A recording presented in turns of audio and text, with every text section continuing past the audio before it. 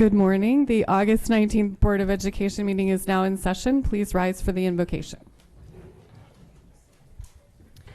O God, we pray to administer that which is just in all educational policies, being ever mindful of your guidance, stir us to action with love, wisdom, and understanding.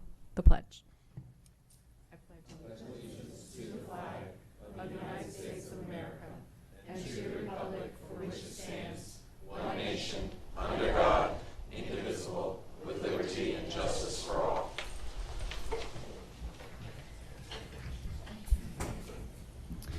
Item 2.03, approval of the minutes. Do I have a motion to approve the minutes? So moved. Second.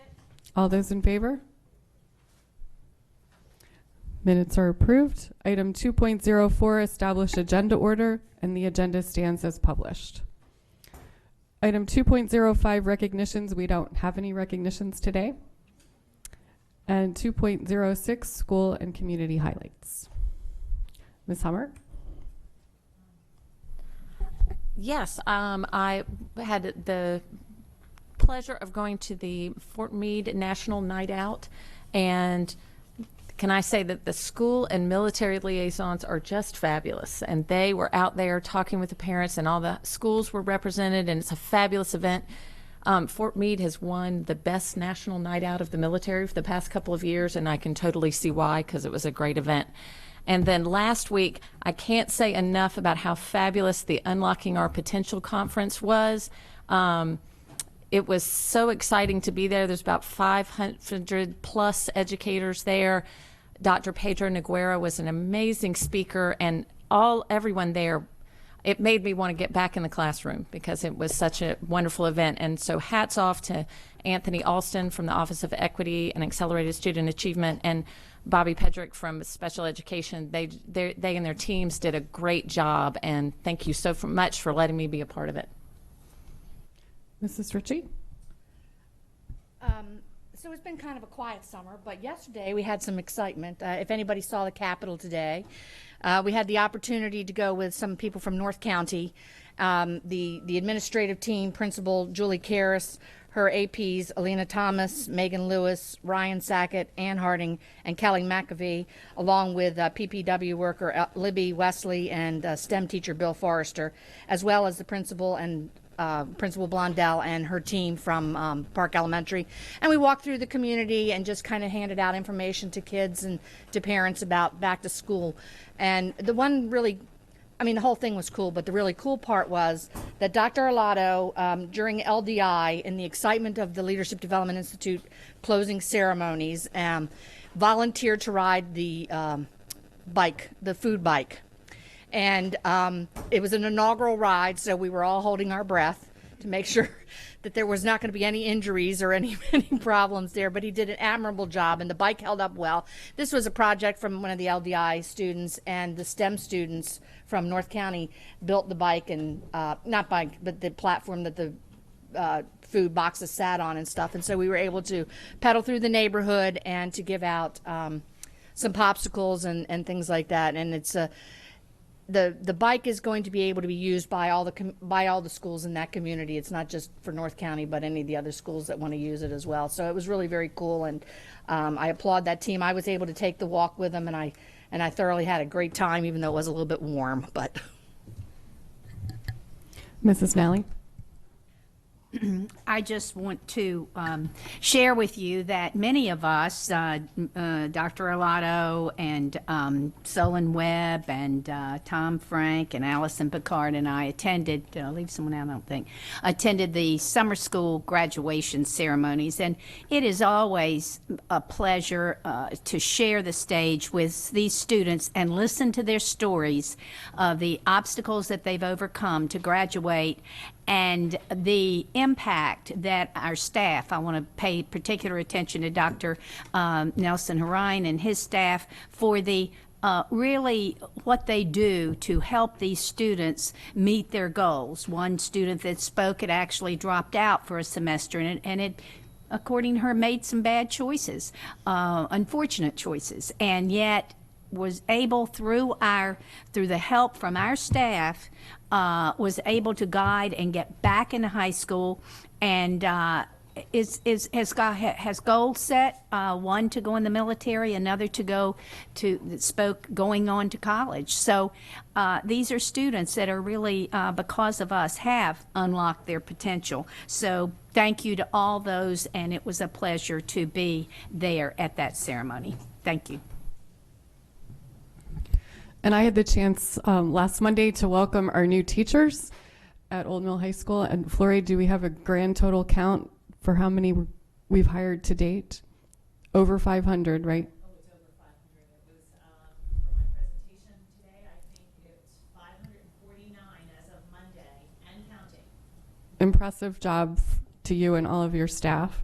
And on Saturday, the board had a chance to get together and have a retreat at Annapolis Elementary School, just to sort of get to know each other's strengths better and plan for the upcoming year. And then at the end, we got out our paintbrushes. We were inspired by Anthony Alston's presentation to build paint the little free libraries. We had help building them. So we're looking forward to stocking them and getting them out into our communities. So thank you. Item 2.07 is the CRASC report.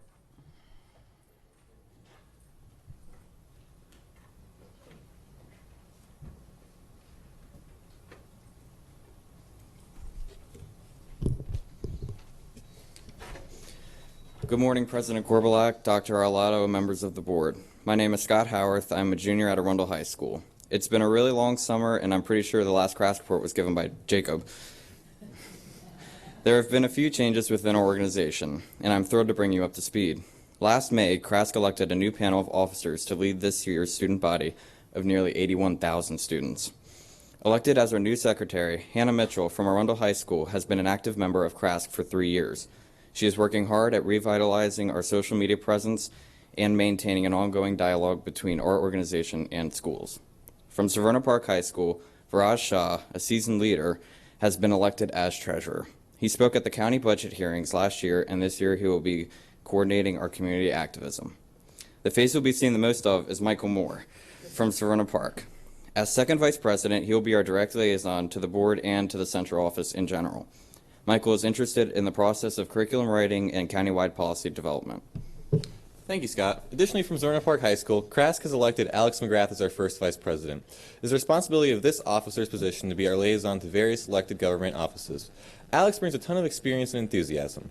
He advocated for funding by speaking at the county budgetary hearings last year. He provided the written CRASC testimonial statements on bills regarding student board members, and this past summer he interned with Congresswoman Donna Edwards. After leading the team for 2015 to 2016 school year is Scott Howarth.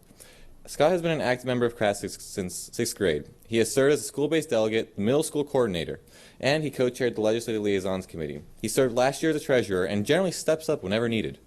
We all feel really good about him taking the reins, and we are excited to see the direction our organization will take in the next school year. While it's still early, I can report that this team is engaged in an intensive leadership development program in June, including days spent with the Baltimore Outward Bound School and the Chesapeake Bay Foundation. Just last week, we all got together for a fun team building activity sailing historic ships in Annapolis Harbor. Thanks to Miss Kathy Lane and Lynn Weiss for joining us. And thanks Michael Edgar for coming along and take these beautiful photographs of us. And thank you for allowing us to represent the students of Anne Arundel County. Thank you. Item 2.08 is the 21st Century Education Foundation report.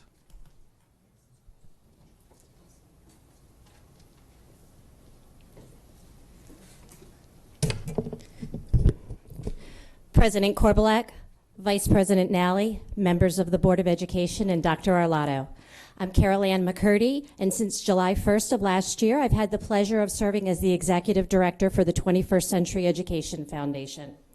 The mission of the 21st Century Education Foundation is to promote collaborative efforts to match the needs of the public schools of Anne Arundel County with the resources of the surrounding businesses, individuals, and communities. To support the needs and achievements of all students, the Foundation works closely with AACPS and the community to connect the private sector with education. Since 1997, the 21st Century Education Foundation has provided thousands of dollars in grants, books, scholarships, school supplies, and incentive items for classroom teachers and students. This 501c3 nonprofit also sponsors Leadership Development Institute, known as LDI, a year-long program designed to enhance the leadership capacity of AACPS employees. Last school year, the 21st Century Education Foundation raised $154,964 and increased awareness in the community about the many needs of the school system that are not fully funded through taxpayer dollars. I'd like to give you just a few highlights from the year. Beginning last fall, the foundation conducted an employee giving campaign for AACPS employees working in central and satellite offices. Later in the school year, the foundation participated in the Anne Arundel County Great Give.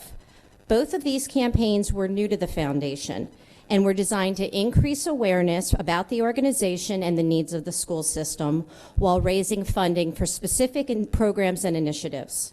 Last year, individual contributions totaling over $36,000 were made, while these individuals learned both about AACPS and the foundation.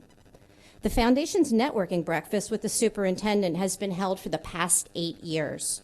Last September's sold-out event gave more than 220 people the opportunity to listen to Dr. Arlotto, our then-new superintendent, share his vision for the school system and recognize business partners for the work that they do in our schools. This event raised almost $28,000. A new event for the foundation brought together school system officials and business and community leaders for an evening of networking on the water in Annapolis. Anchors Away raised over $17,000 and provided participants with an opportunity to discuss ways they could work together to support our students. In addition to events and fundraising campaigns, more than $33,000 was raised last year from contributions by corporate sponsors and grants from community organizations. So where's the money going, and how does the 21st Century Foundation support our students and schools? With our school system's focus on our youngest learners, the foundation provided over $10,000 to support early literacy efforts and initiatives. Class sets of tablets are being purchased for 8 classrooms in 2 of our elementary schools to be used in kindergarten literacy centers. Recognizing the importance of student activities and leadership opportunities, the foundation has donated more than $13,000 for student clubs, academic competitions, summer workshops, and conferences. As a result of this funding, 4 new elementary clubs focusing on the performing and visual arts will be offered to students this year. Also, this funding will be used to defray the cost for approximately 30 to 50 students who advance to regional or national competitions and events, such as MESA National Engineering Design Competition, Destination Imagination Global Finals, and the Model UN Conference. Some of this funding was also used to host the 2015 Anne Arundel County Spelling Bee and send the winning student to the national competition. The foundation has also worked with the Glen Burnie Rotary and the Helping Teachers Teach Foundation to raise more than $10,000 to purchase tablets and charging stations for the AVID programs at Marley Middle and Corcoran Middle Schools. Distributed more than $17,000 directly to our schools. Been presenting sponsor of last week's Unlocking Our Potential conference, hosted by the Office of Equity and Accelerated Student Achievement in the Division of Special Education, giving over 525 participants, most of whom were teachers or school-based administrators, the opportunity to learn from national experts and each other. Assisted organizations that support our students. Almost $29,000 was provided to the Anne Arundel County Food and Resources Bank, the Anne Arundel County Department of Social Services, and other programs to provide nutritional meals, school supplies, clothing, and other basic needs to families living in poverty in our county. This school year, the 21st Century Foundation will fully fund the Leadership Development Institute for the 37 new participants who were accepted into the 6th cohort. This diverse group includes representatives from offices and schools throughout AACPS who are all interested in building their leadership skills. This is only a sampling of the great things that can be accomplished when the business community raises private dollars to support our students and our schools.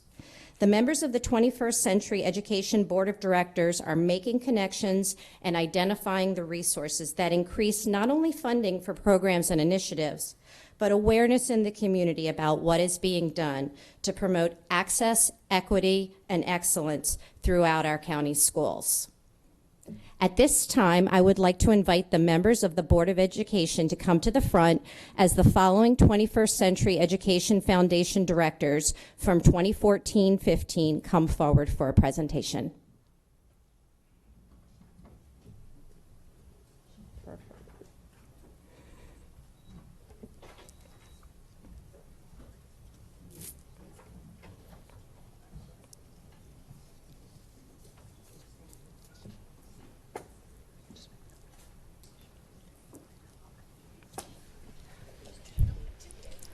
While all of our board of directors from last year were not able to be here today, we are very pleased to have Bonnie Johansson, Ray Stribe, Joe Green, Debbie Ritchie, and Sally Pelham. And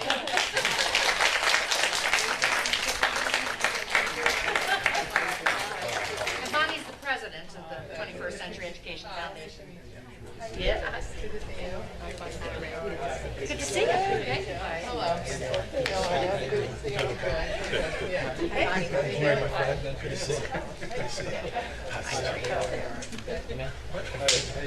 Doing okay? Good. Thanks for coming. Where do you want us? Where do you want me to go? In the middle. In the middle. And Mike. Good job.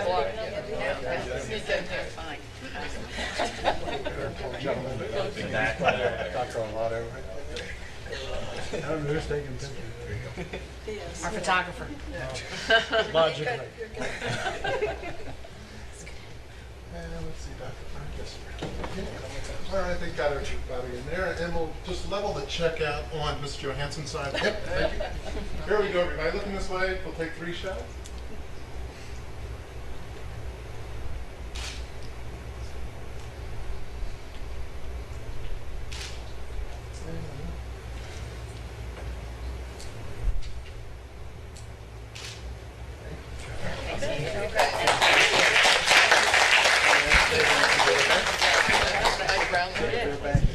Exactly.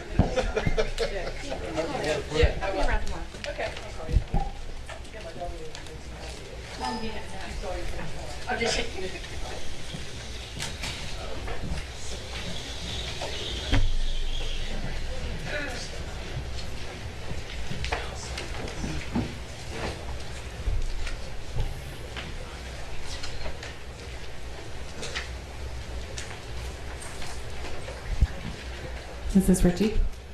I just want to take a moment just to say thank you very much. I've had the privilege to be a part of this board for, or the 21st Century Education Foundation board for, I believe it's like 8 years. I think I'm like 3 years into my second term or something. But anyway, it's been a really great year. I want to, Ms. Johansson's already left, but I want to just thank her. She's been the president for the foundation for the past 3 years and has done an absolute phenomenal job in helping us to move forward and to get where we need to go. And so I'm very pleased that they had an opportunity today to come forward and to bring information. Thank you. We'll move on to the public comment portion of the meeting. Anyone wishing to speak on an item not on today's agenda may offer testimony during this public comment portion of the meeting. Speakers will be allotted 3 minutes each, and the board asks that comments remain civil and appropriate for the various audiences that may be watching or viewing the meeting. Student-specific and personnel matters are confidential and cannot be discussed in this forum. This time is intended for speakers to voice their opinion and not necessarily as a question and answer period. Speakers may pose questions, but answers will be counted toward the 3-minute allotment. For the record, please give your name before speaking, and handouts should be given to the board assistant. I don't have any completed cards for this portion of the meeting. Is there anyone in the audience who would like to address the board at this time? Okay. We'll move on to action items. Item 4.01, administrative personnel appointments. Dr. Olato, your recommendation. Yes, ma'am. I recommend the personnel listed on the attached sheet be promoted and/or appointed. Second. All those in favor? Motion passes 900. Item 4.02, personnel. Dr. Arlato, your recommendation. Yes, ma'am. I recommend that the board approve the actions as stipulated on the attached sheets. All those in favor? Motion passes 900. Item 4.03 is a policy, student services JL. This is the third reading for this revised policy. Dr. Arlato, your recommendation. Yes, ma'am. Excuse me. I recommend the approval of policy JL, subject to final correction for style and format. Is there any board discussion? Is there any public comment on this policy? All those in favor? Motion passes 900. Item 4.04 is the policy non-certificated support staff, GCA, also a third reading. Dr. Arlato, your recommendation. Yes, ma'am. I recommend approval of policy GCA, subject to final correction for style and format. Second. Is there any board comment? Is there any public comment? All those in favor? Motion passes 900. Item 4.05 is policy GBF, recommendation for appointment of teachers and administrators. This is also a third reading. Dr. Arlato, your recommendation. Yes, ma'am. I recommend approval of policy GBF, subject to final correction for style and format. Second. Any board comment? Any public comment? All those in favor? Motion passes 900. Item 4.06 is policy GAO, medical benefits retirees. This is a second reading, and it's an information item only. Is there any board comments or questions? Is there any public comment? Oh, Mrs. Ritchie. I just want to clarify the title, because in one part it says medical benefits, but we've crossed that out and had healthcare benefits. Correct. So Okay. typically on the agenda, and you'll see this on another policy that's on Oh, today, okay. on the agenda and on the cover sheet, we reflect the old policy name, which is the policy name until you pass it to the new name. And since we're making a change to the, Okay. yeah, it's just reflected on the policy. But on the agenda, it'll be what it's currently called. And no public comment. So this will now go on the website for 30 days? Or it's already been. We had no comments. Right. Item 4.07 is also an information item, policy GBA, executive staff. And this is was on the website and had no comments, correct? That's correct. Any board comments? Any public comment? Okay. Item 4.08, policy GAI, workdays and inclement weather. This is also a second reading and has been on the website without any comments. Are there any board questions or comments? Is there any public comment? Okay.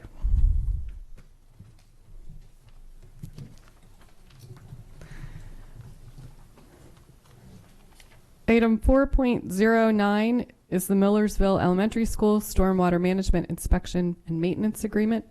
This is an information to action item. Do I have a motion to move this from information to action? So moved. All those in favor? We now have an action item. Dr. Arlato, your recommendation. Yes, ma'am. I recommend approval of the Millersville Elementary School Stormwater Management Inspection and Maintenance Agreement. So moved. Second. Are there any board questions or comments? Is there any public comment?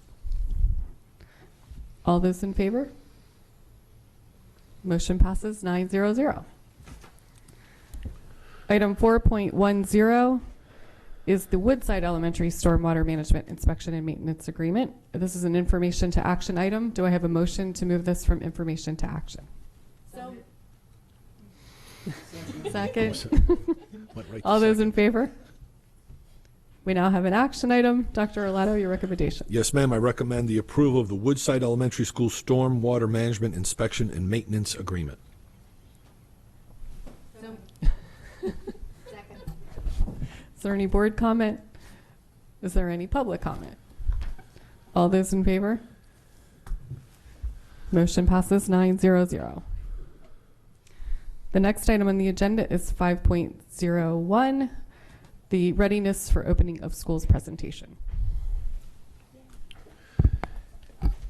If I may, as the team is approaching the podium to give an update as to where we are for the readiness of school, this is an exciting time of year for us in education. As my opening now my 29th year in education, it's just incredibly exciting as we anticipate the students arriving, and also to dispel the misconception that during the school year during the summer we don't do a whole lot. It's an incredibly busy time of year for us in the summers, whether it's facilities updates and construction, or through the hiring process, or through curriculum and instruction and writing and implementation, and getting the schools ready, as Dr. Kubik and her team have done through the Office of School Performance. So it really is a very busy time of year, and I am very, very thankful for the team around me that does an incredible job and work very, very hard this summer. So thank you to all of you. Dr. Kubik. Good morning, President Corbett, Vice President Nally, members of the Board of Education, and Dr. Arlato. For the record, my name is Kathy Kubik. I'm with the Office of School Performance, and we're here today to present to you the readiness for the opening of schools.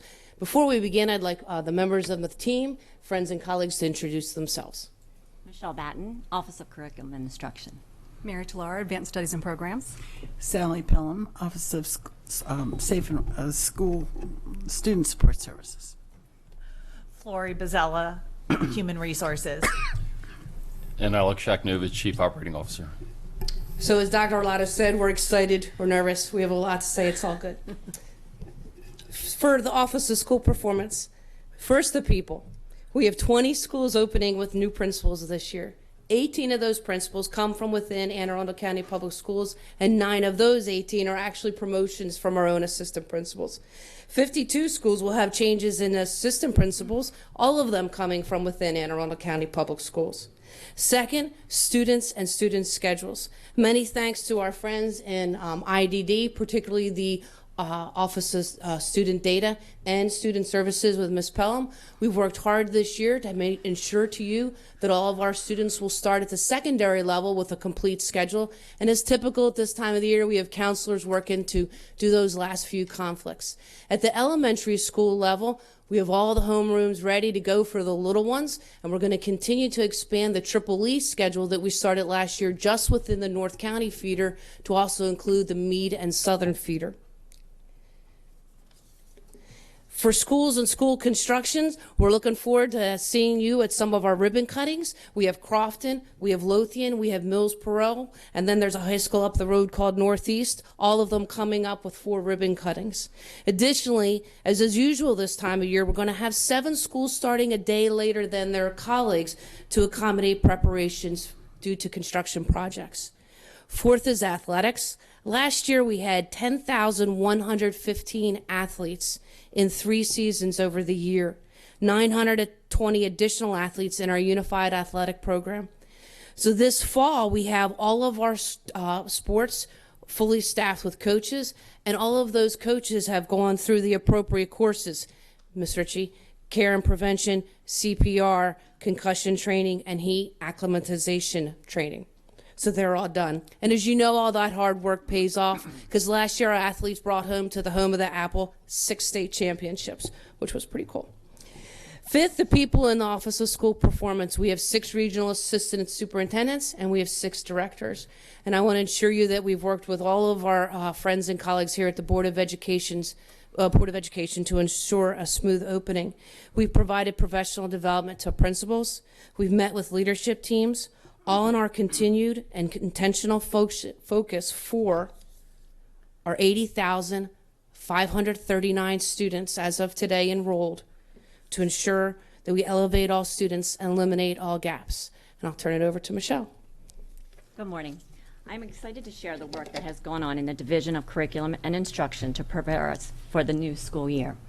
During our July Curriculum Innovation Academy and Assessment Writing Academy, elementary and secondary teachers worked with department coordinators and resource teachers to rewrite curriculum for 61 courses.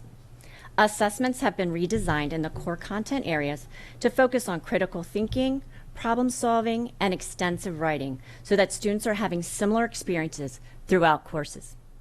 This also enables us to further teacher collaboration. Coordinators and resource teachers have created approximately 100 new student learning tasks to support learning and build students' reading and writing skills. Throughout the summer, staff from Curriculum and Instruction, Advanced Studies and Programs, and Professional Growth and Development have collaborated to plan and deliver professional development opportunities for multiple audiences. Last week, our offices interacted with hundreds of new hires at our new teacher orientation. We also had 400 excited teachers moving through the halls of North County High School last Wednesday at our Mission Takeoff Conference, which rolled the new kindergarten and first grade curriculum. We also hosted the 4th annual English Language Learner Conference, involving more than 200 teachers over a 2-day period and highlighting a project-based learning approach to language development. Today, over 70 sessions are being held for elementary and secondary teachers throughout the school system as we make the final push to the start line of the 2015-2016 school year. I want to go back to the new kindergarten first grade curriculum for just a moment because we are thrilled to launch this effort. Through shared efforts, we have produced a child-centered curriculum for our young learners that features a new integrated learning platform that we believe truly meets the unique needs of our earliest learners. We are providing a variety of different resources to support kindergarten first grade teachers in the implementation of the new curriculum. In addition to guided reading books, development structured play supplies, and oral discourse materials, teachers will also have access to Learning Block professional development podcasts as they are released on our Blackboard site. Professional development is planned next month to continue our support of the K-1 rollout. The Office of Curriculum and Instruction is energized and enthusiastic for students' return on Monday. Good morning. I'm thrilled to be here today as well to share what we in Advanced Studies and Programs have done over the summer and what is in store for our students as the year begins. Our mission of educating all of our students to be well prepared for college and the workforce continue to guide our actions. In STEM and BEMA, rising students in grades 6 through 11 participated in summer bridge experiences. For middle school, the focus was on exploration and included active engineering, team building, communication, and change making. For high school, the power of choice was incorporated. Sessions ranged from robotics, droning, and cyber STEM to biomedical, STEM quilting, and the physics of clay animation. Summer bridge sessions in PVA resulted in the creation of excellent artwork. For middle school, technique was the focus in fun, rigorous, and relevant sessions that were aligned to the PVA course of study, including performances by the Annapolis Shakespeare Company. For 9th and 10th graders, workshops and performances were experienced in addition to an arts festival. For rising PVA juniors, a study abroad opportunity in England was also given. In IB, the middle school summer bridge included Global Investigation and Innovation Academy. High school students, on the other hand, were offered a forensic summer camp and leadership series. Additionally, ASP offices designed new curriculum and engaged employees in motivating professional learning sessions. These included advanced learning strategies, IB training and coaching, collaborative decision-making, STEM infusion workshops that emphasize project-based learning, social responsiveness, and technology. And we sponsored our very first AVID training session that actually was located in Anne Arundel County for over 200 educators. Thank you, Dr. Arlotto.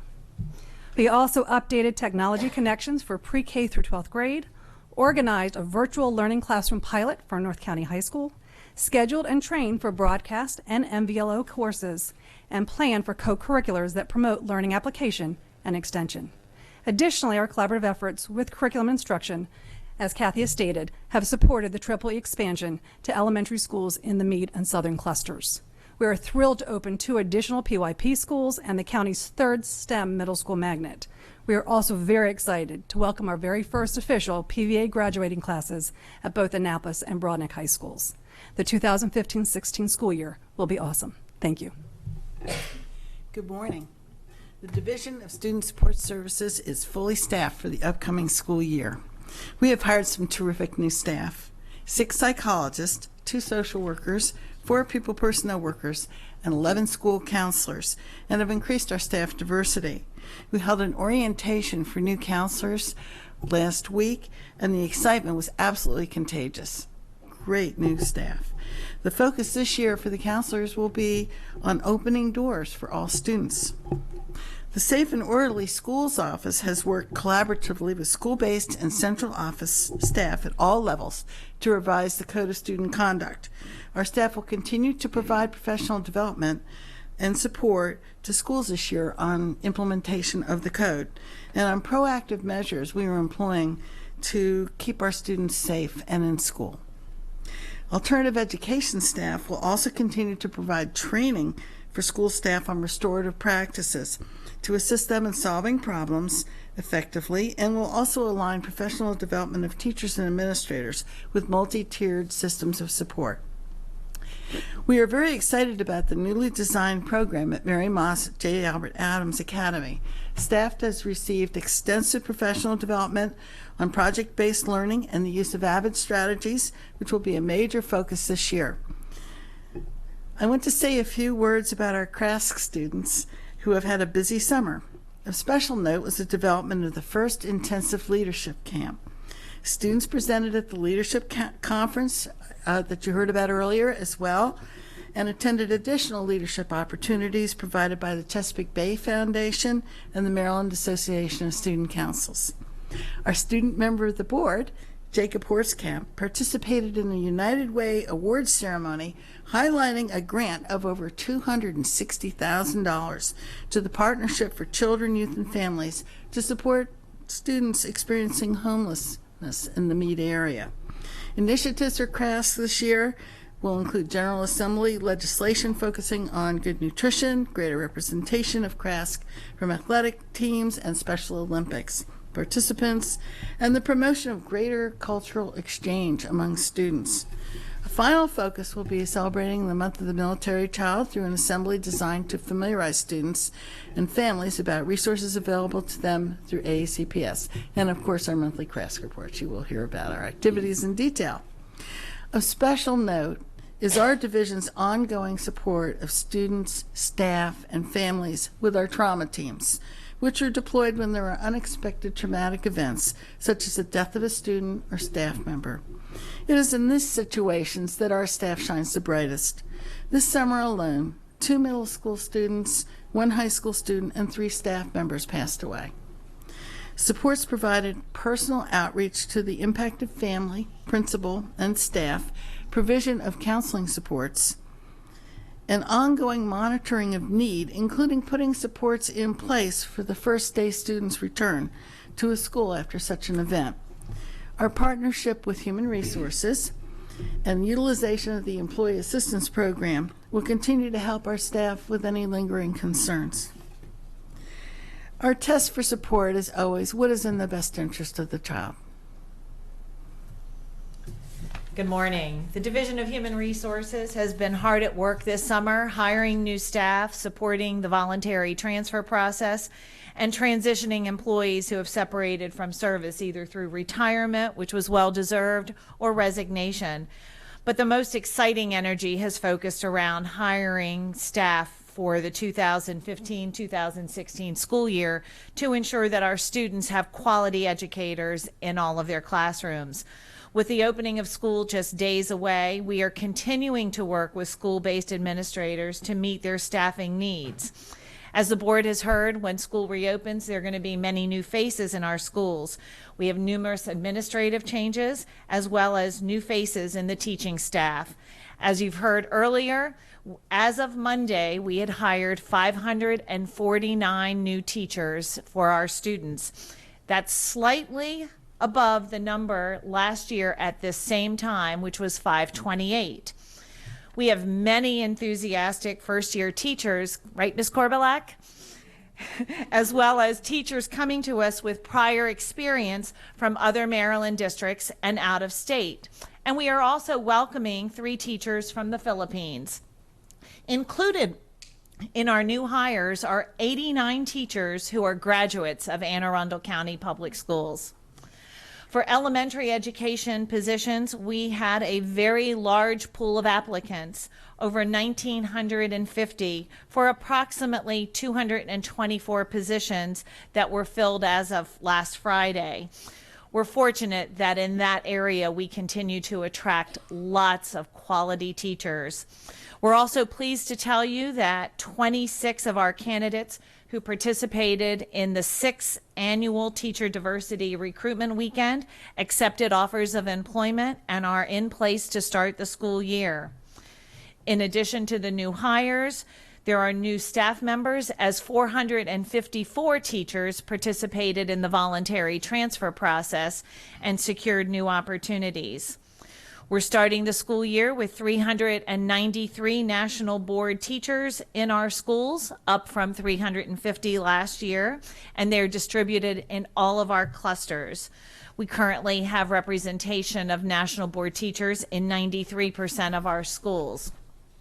As of Monday, there are 44 unfilled classroom positions, which include newly allocated elementary teacher positions to address last-minute enrollment increases, as well as full-time and part-time positions in hard-to-fill areas such as world and classical languages, technology education, special education, and math. All of these areas are critical shortage areas throughout the state, and positions that are vacant in those areas account for 26 of the vacancies. We are working hard to fill those, and as I speak today, we are processing and lowering that number of teachers. For the positions that we have not yet filled, we have 2,000 active substitutes ready to go and available for jobs until those positions are filled or until the teachers return back.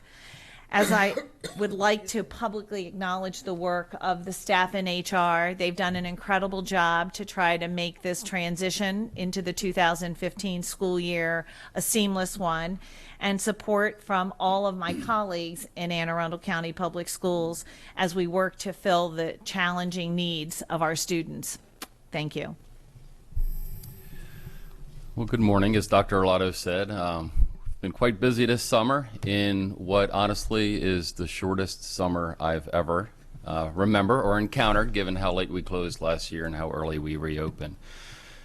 So part and parcel with that, our facilities unit, as you know, is responsible for the upkeep, care, and maintenance of over 13 million square feet of real estate on over 3,000 acres of land. And they've been busy discharging in excess of $500 million worth of work in those. In fact, 60 of our 125 or so school facilities have and had active projects ongoing in them over the course of this summer. And equally important to that is the activity and the efforts of our dedicated operations, maintenance, and logistics staff that have worked tirelessly over the course of the summer in activities such as cleaning and preventive maintenance and stocking our school buildings to make sure that they're ready for our youngsters and our staff members the first day arrive. In the areas of food services, Food Nutrition Services is preparing to serve in excess of 5 million lunches this year, over 3 million breakfasts this upcoming year. The training and inspections of our cafeterias and kitchens is wrapping up this week, as is the stocking of our kitchens with goods, produce, commodities, etc. Our meal application benefits packages are up online, as is our automated My Meals Play Plus system, so families and parents can access that and begin setting up their accounts for the year ahead. And most importantly, again, there are no increases in prices for any of our meals or for our milk products in the year ahead, something we're very happy and proud to be able to announce.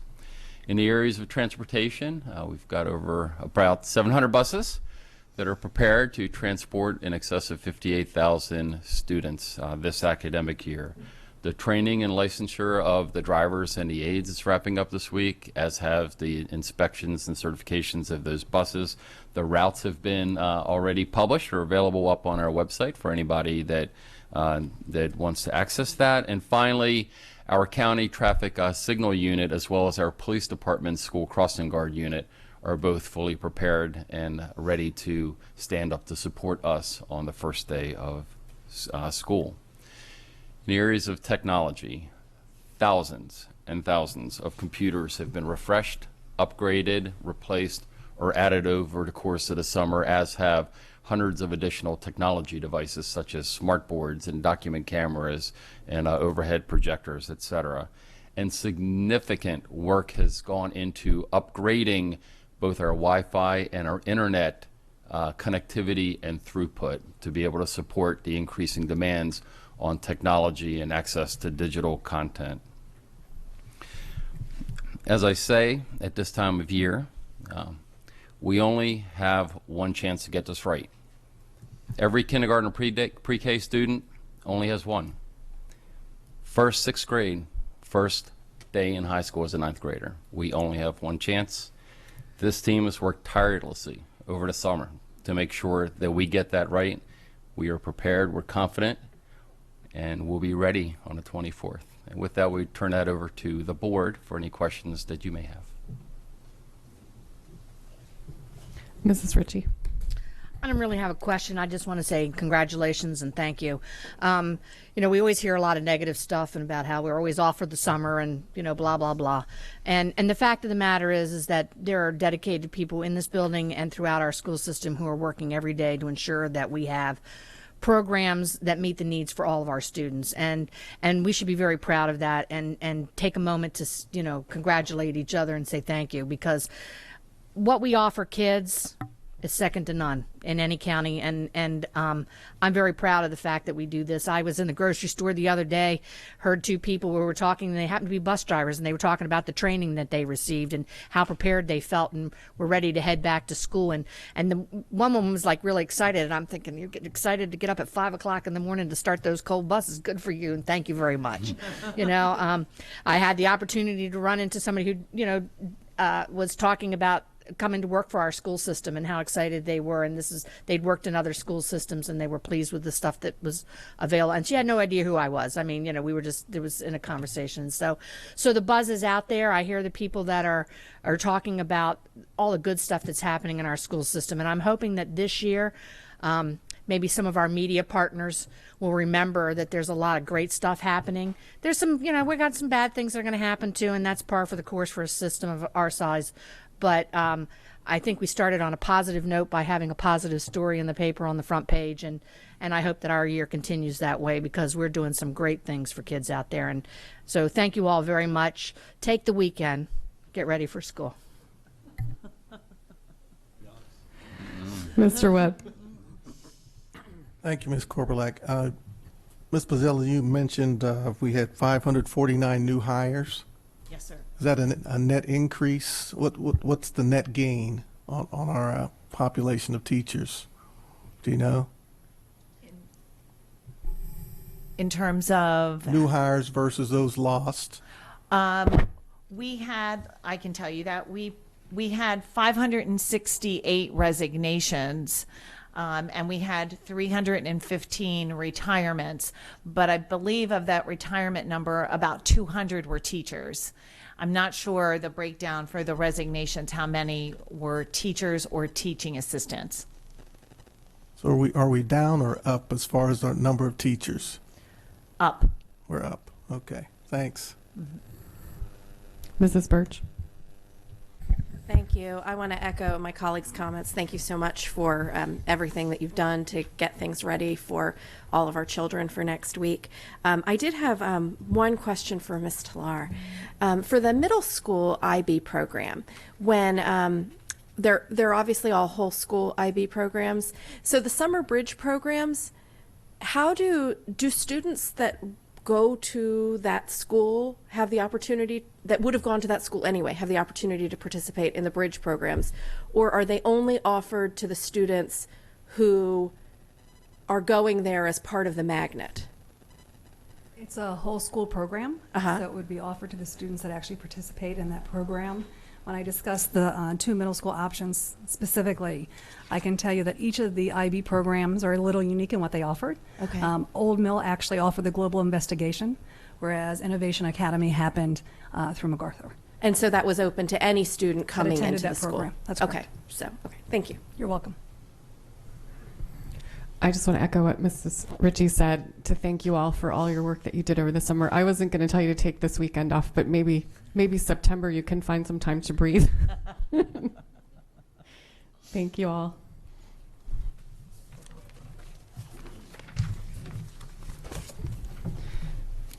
The next item on the agenda is a review item 5.02, award of contracts.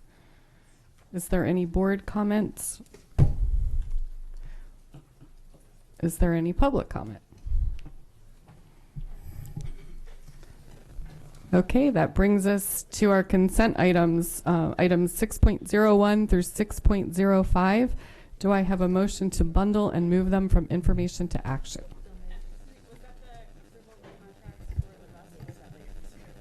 It's coming up.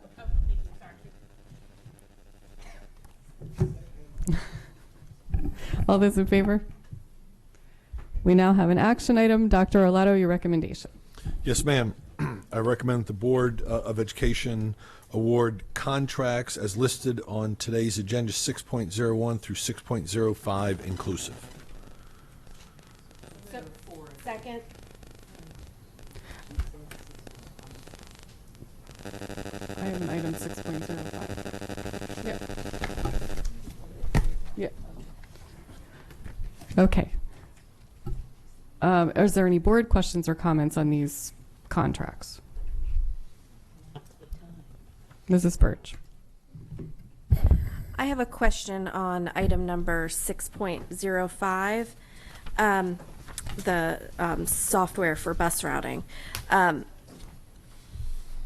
I just want to hear from you, Mr. Shagnovich, as to, I mean, I see that you all did due diligence and, you know, did what you do and how you look very closely at all of the vendors and their offers and their bids and everything. But I noticed that the one that was selected costs over $100,000 more than the next one, and yet their total score was only a point higher. I just want to make sure that that $100,000 is worth that point. So if you could explain to me how that decision was arrived at, I would appreciate it. Yes, ma'am. For the record, Alex Shackno, Chief Operating Officer. So within the within all of our specifications, including this one, there is a scoring rubric that is put in as part of the specification so that all of the vendors know exactly which elements we're looking at and how we're weighting all those different elements so that they can be responsive to our requests and ensure that we receive all of the information that we need to undertake the proper evaluation. On a package such as this, it's fairly complex. It's not a simple commodity, so we're not just buying orange juice. So you can buy orange juice that meets the federal government specifications for orange juice, and now it's just the simplest, cheapest price. This is a professional product and requires a lot of complexity to it. So we have an evaluation process that assigns 70% of the total possible points to the technical evaluation, to the technical score, and the remaining 30% to the pricing component. So there is an exhibit that's attached to the cover sheet, and you'll see the 70% technical score evaluation. The vendor that is being recommended at this particular time scored 57 out of a possible 70 points on the technical evaluation. The second place vendor scored 49 out of a 70, and the third place vendor scored 31 out of a possible 70. So they're rank ordered in terms of the technical score. Again, that's a weighted average, that's 70%. And then the pricing factor actually is the inverse. You'll see that of the 30 possible points, the lowest cost vendor received all 30 points possible because it's simply a price component. And then mathematically, we do a proportion, a 30% proportion to the other two vendors. So you'll see that the vendor that's currently being recommended, because they had the highest price proposal, they received the lowest score in that 30% column that's attributable to pricing. We then add the weighted averages, so the 70% technical and the 30% pricing component together to come up with the total composite score. And the recommendation of the superintendent is and staff is based on that total combined score then, and you'll see that that the Scion Systems group had a combined score of almost 76 Okay, points. so their technical score more than made up for the price. So it's one of those situations where you do get what you pay for. Yes, ma'am. Okay, thank you. Mrs. Nally? I noted that in the first contract, 6.01 to 6.04, in each of those, our minority business enterprise achievement met or exceeded in each of those. And the 6.05, was it because there were just so few, or I didn't see an achievement, or am I just... Right. Well, remember that the bulk of that applies to our sort of construction and facilities activities in which we are mandated by the state to work towards MSBE compliance activities. We do, however, look for opportunities wherever we can on the rest of our spend, both on our operating budget as well as other areas of our capital budget.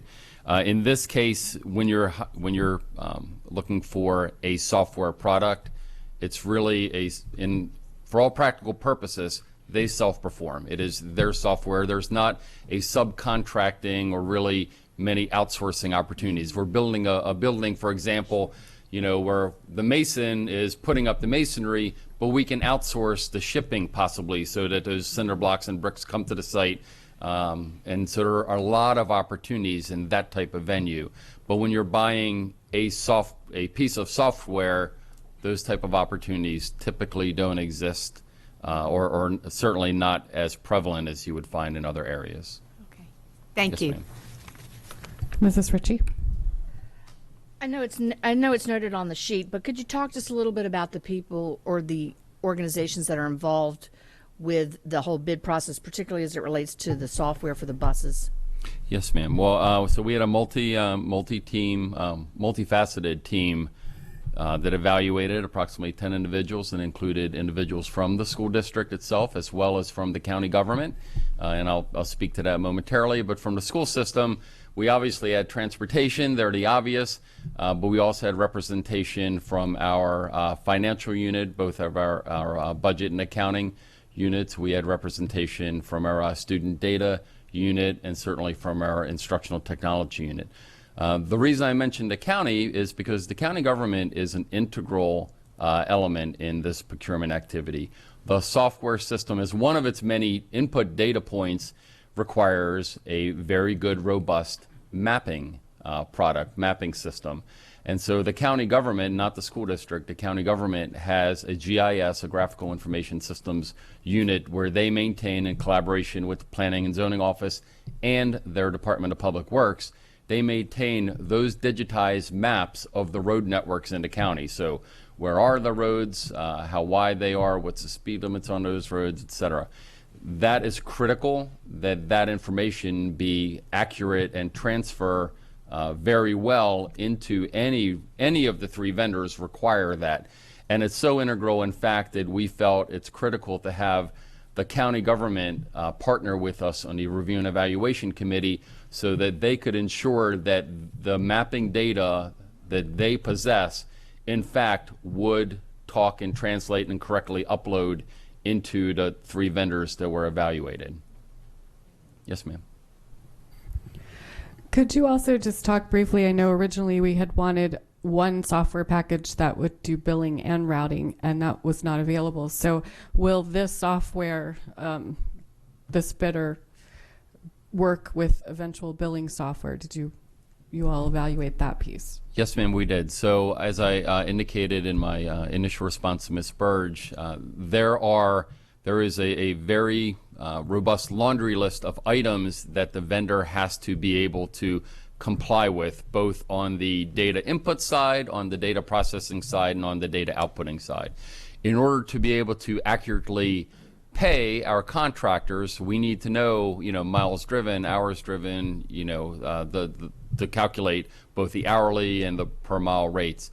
So that output data, in addition to obviously the routes and the schedules and the manifest for the drivers, one of the critical output data is in fact the data that we need to make those payments. And so that was a requirement that they demonstrate that their output data could be produced in a manner that would then become input data into a contractor pay software piece. So they were evaluated in that specific component and scored accordingly. So we're in the process of searching for a billing software company. Yes, ma'am. at We're in the this point. process of developing that solicitation. We wanted the routing software to be finalized and get the contract in place, and then move out on the implementation phase of the routing piece, and then behind that will come the contracting pay element of it. We currently have a contracting pay element on it, but it's very arcane, and certainly it would not work with the new system, so we need both. But it is fine to have the routing piece move out in advance, because it's not until we have the routing piece in place and beginning to output data that we really need a pay system as well. And we think we're confident that we'll be able to have both of them aligned properly. So for the benefit of the public, if we vote this contract today and you procure the software, then what's the next step? Would we have to load data from all of our current bus routes? Well, we will have a project kickoff meeting, of course. The vendor will come in, and us and a multidisciplinary team of school district individuals and the vendor will begin setting together a project plan, a project schedule. We'll identify what requirements they have, for example, in their what computer, what server are they going to require, so we can begin to place the orders for the hardware on which this is going to reside. But a very detailed project implementation plan, both in terms of activities or steps as well as time durations. If you hearken back to the presentation that I made to the board 6 months ago regarding the MGT plan, we sort of had this calendar that we created that sort of showed what those 10 or so discrete activities are, where they will occur over a series of X months, and how long those different durations are. So that will be the very first step once we have that onboarding process, is to develop that implementation plan, identify what resources are required, identify what the length of those different activities are, to begin to stand up the system. So we'll stand up the system first, and then after the system is fully set up, we'll begin running scenarios, modeling essentially the different routes. I would suspect you first start small and then go big. So you start by modeling a route, making sure a route works, and then you build up to an elementary school, then an elementary school and a middle school, and then you sort of scale this thing up. And at each and every one of these stages, you have to validate the results, because it's not as simple as flipping a switch and voila, magic happens and you've got routes for 58, 59,000 students. You have to be very careful that it's not giving you erroneous results for a whole host of reasons. It could be sending a bus the wrong way down a one-way street. Certainly we wouldn't want to have that. Another example is the student information. We could have a parent that put on our student information card, they could put their work location. They could have put, their office at State Farm on their student information card, but their child doesn't reside at the State Farm office on Defense Highway. So we'll have to, again, do a tremendous amount of validation to make sure that, in fact, the mapping system is correlating correctly, that the student information system is accurate, and that students really reside where they are.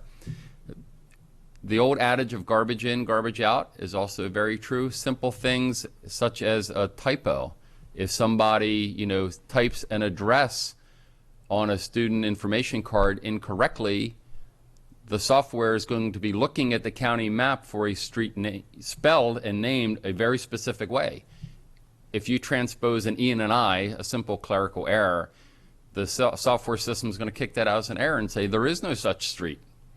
Oh, yeah, we're going to have to look at it, re-enter the student information, correct the spelling of the street. Now we have a match with the county's map. Voila, we've corrected that error. So there's going to be a tremendous amount of, and I call it validation, but it's essentially stress testing from the small and then incrementally building up to a larger and larger and larger scenario, ultimately encompassing the whole county. But what we absolutely want to ensure is that each and every one of our children are properly routed. We don't want to be in the predicament that some others have fallen into before, where they've wholly relied on the routing system, they've not properly stress tested or validated it, and assumed that everything was going to go well, and then we have the opening day of school and we've got thousands of kids that aren't being picked up or are being picked up in the wrong location, etc. So we want to be very careful, just like you've heard before with our opening day activities. We want to be very careful and very diligent to make sure that the results are accurate, predictable, and will service our youngsters well. Mrs. Hummer. Has this company had implemented this software with similar school districts to ours? Yeah, similar and larger, in fact. So obviously we asked them to provide us comparables. It is nice that you can do this for a school district that has 3 or 8 schools in it. That's not us. We're the 42nd largest school district in the country. So we asked them to provide references for school districts that were as large or larger than ours. So for example, this firm is successfully not just implemented, but is actively being used in school districts like Clark County, Nevada, which has 300 plus thousand schools, down to something that's very similar to ours, which is Jefferson County, Colorado. We're about 80,000 students, or about 84,000 students. They've also been used, are being used in Fort Lauderdale, which again is a very similar school district to ours, not just in terms of size, but also in topography, because they've got canals and a lot of water features, et cetera, just like we have our peninsula system, et cetera. So the evaluation team and a purchasing unit reached out to the transportation and the purchasing elements of those different jurisdictions as part of the due diligence process that they did, not just for this one firm, but obviously all 3 of the applicants. Dr. Frank? Mr. Sheknovich, Alex, again, thank you very much. Again, as an engineer, thank you for your methodical approach. Pleased that you're willing to take on this responsibility. I wish it wouldn't take so long, but I understand. I don't have any more board questions, but I have a card from Lisa Van Buskirk for this item.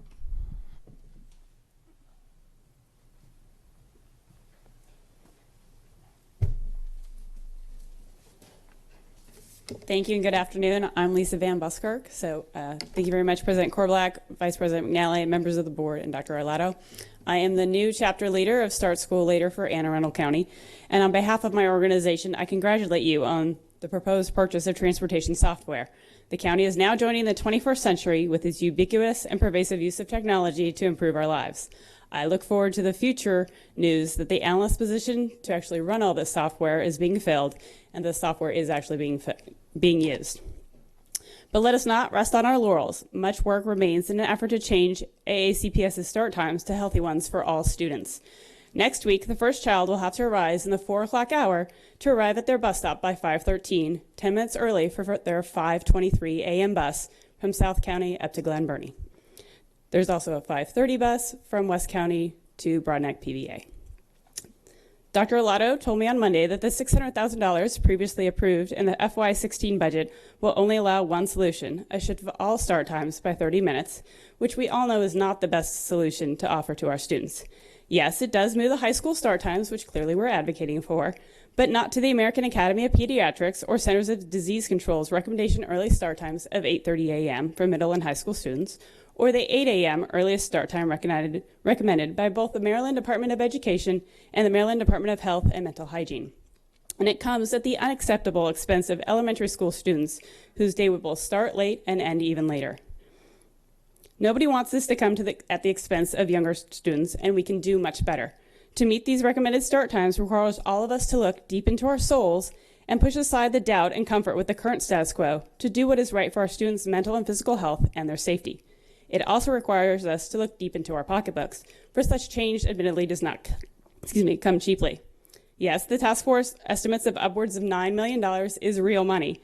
I would certainly love to have that much in my bank account, but that represents just 0.6 of the total AACPS budget and would increase transportation from the current 4.9% of the budget to approximately 5.5% of the $1 million budget.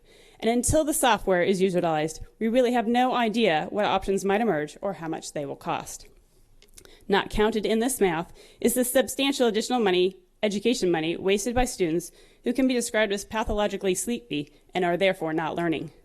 Given the timing of Anne Arundel County's budget cycle, the fiscal year relative to the school year, changing the parameters of shift to 8 a.m. for elementary or 8:30 for middle and high schools is admittedly not straightforward or simple. If the Board of Education is serious about this successful implementation of real change and not just the 30-minute lip service change, here are a few areas to find some additional money for the 2016-2017 school year.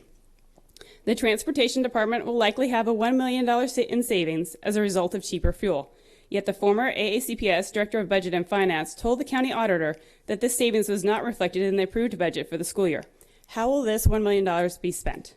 Could this be used to supplement the $600,000 and allow for an alternative solution? Thank you. Thank you. Is there any other public comment on this bundled items? Okay, all those in favor? Motion passes 900. Mrs. Nally. I'd like to move that we go into closed session to consult with counsel to obtain legal advice on a legal matter and to conduct collective bargaining negotiations or consider matters that relate to the negotiations. All those in favor? We're now back into closed session, and our next Board of Education meeting will be Wednesday, September 2nd at 10 a.m. Thank you.